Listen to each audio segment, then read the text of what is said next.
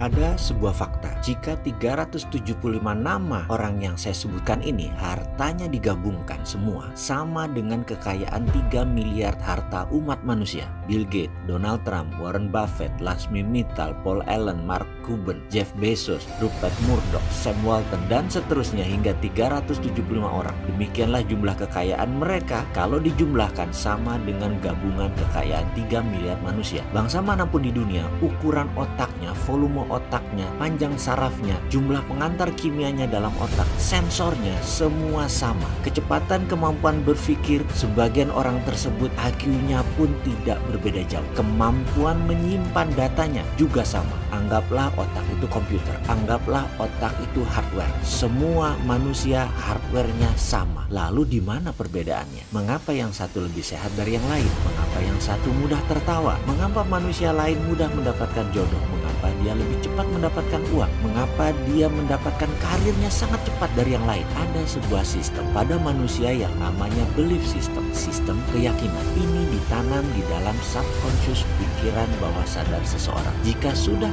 ditanam di posisi ini, merubahnya memerlukan teknik khusus. Cara biasa tidak akan pernah berubah. Misalnya kebiasaan merokok. Maaf, saya mengambil contoh merokok karena mudah difahami. Saya tidak merokok, namun saya bukan anti perokok. Prinsip saya merokok itu baik, tidak merokok jauh lebih baik. Itu hanya sebuah pemahaman dan pengambilan posisi melihat sesuatu. Kembali merokok sebagai contoh. Dalam iklan TV secara vulgar ditulis merokok bisa menyebabkan kanker, gagal janin, penyakit paru-paru, dan lain sebagainya. Dibacakah oleh setiap rokok? Ya, dibaca. Berhentikah karena takut mereka? Tidak. Mengapa? Inilah kerja otak. Otak conscious yang menguasai informasi pengetahuan hanya menguasai 12% dari tindakan. Subconscious, pikiran bawah sadar, menguasai 88% dari tindakan. Informasi tadi hanya menempel di conscious, tidak menggerakkan otak, hanya menempel di 12%. Otak subconsciousnya tetap menganggap rokok itu nikmat. Itulah yang dilakukannya. Kita kembali ke prosperity conscious, kesadaran kemakmuran, IQ kaya, tulang kaya, balung sugih, apapun itu. Ini adalah software kaya yang mereka miliki. Kesadaran kaya atau software kaya tadi, 376 orang yang kaya tadi memiliki software ultra kaya. Sementara 3 miliar manusia sisanya belum memiliki. Mulai bisa menerima? Masih berat? Kita lanjut. Dulu saya mengalami jalan kehidupan yang turun naik seperti gelombang laut selagi badai. Saya pernah memiliki materi berlimpah